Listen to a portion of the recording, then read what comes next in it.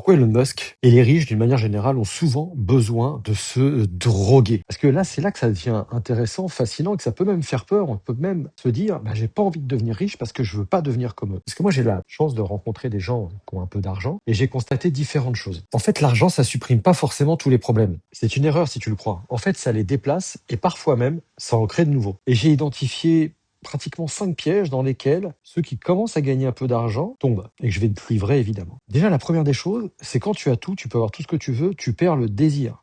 Alors au début, si c'est comme moi, tu passes devant une boulangerie, tu te dis quand j'aurai de l'argent, je pourrai m'acheter toutes les religieuses de chocolat que je veux. Puis après, bah, c'est une maison que tu as envie, puis ça peut être un jet, une super voiture, etc., etc. Bref, mais il y a un moment donné, il n'y a plus rien qui t'excite. Et ça, c'est vraiment embêtant. Et ensuite, si on parle du stress, eh ben, en fait, il disparaît pas. Il mute. En fait, tu stresses plus pour payer ton loyer, tu stresses pour pas te faire arnaquer, par exemple, éviter de te faire trahir. Tu as peur de perdre des millions d'euros. Et en fait, le stress, alors ok, hein, t'es en costume Hugo Boss, hein, mais il est toujours là, le stress. Puis un autre truc aussi, c'est le cash.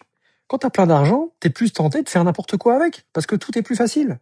On te propose un projet incroyable, bah, tu vas y aller plus simplement, t'as pas besoin de compter. On te propose une boîte à acheter, des parts dans une entreprise à racheter, bon, à la limite, t'y vas. Finalement, l'argent, si c'est pas cadré, c'est vraiment l'opportunité de faire n'importe quoi. Puis il y a un autre élément aussi, c'est que tu deviens potentiellement esclave de tout ce que tu possèdes. Parce que plus t'en as, plus tu dois gérer tout ça. Alors tu peux bien déléguer, évidemment. D'ailleurs, déléguer, c'est pas juste se débarrasser. Ça veut dire trouver les bonnes personnes auprès de qui tu vas déléguer. Ça veut dire les manager. Donc parfois, quand ton seul objectif, c'était juste de devenir riche et que tu y arrives plus vite que prévu, là tu te poses une question existentielle. Ok, et maintenant je fais quoi? Et c'est là qu'il y en a qui commencent à dérailler. Mais clairement, il y a un truc qui peut se passer dans la tête. En revanche, j'ai remarqué un truc. C'est que ceux qui s'en sortent au contact de l'argent, même qui ont beaucoup d'argent, ont souvent des routines que l'on peut dupliquer, même si on n'est pas forcément aussi riche qu'eux, et même si on n'a pas la volonté de devenir aussi riche qu'eux. Souvent, ils mettent un délai entre l'envie et l'achat. Ils se posent vraiment la question. J'en ai envie, allez, j'attends un peu.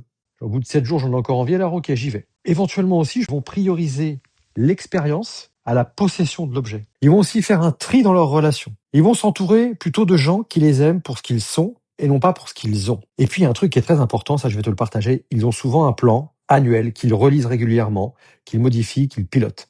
Et surtout, ils n'oublient jamais d'où ils viennent. Et donc, comme je te disais, une fois par an aussi, potentiellement, ils s'arrêtent. Ils reprennent cette roadmap dont je vais te parler tout à l'heure. Ils regardent les objectifs, ils regardent où ils en sont, ils regardent ce qu'ils ont accompli, qu'ils devaient accomplir, comment ils doivent corriger. En clair, ils pilotent. Et d'ailleurs, je me suis inspiré de ce que j'appelle cette roadmap. J'en ai créé une il y a déjà quelques années, que j'ai fait évoluer au fil du temps, que je remplis chaque année. Et pendant longtemps, d'ailleurs, je la partageais qu'avec des clients privés que j'accompagnais et qui étaient vraiment intéressés par le sujet. Si ça t'intéresse, moi, je te la partage dans le drive partagé du cercle privé et tu trouveras la roadmap à l'intérieur. Même si tu n'as pas envie de devenir riche, l'idée, c'est de ne pas te faire écraser par ce que tu cherches à atteindre consciemment ou inconsciemment. D'ailleurs, pense à repartager cette roadmap si ça peut aider quelqu'un dans ton réseau. Allez, à bientôt. Ciao, ciao.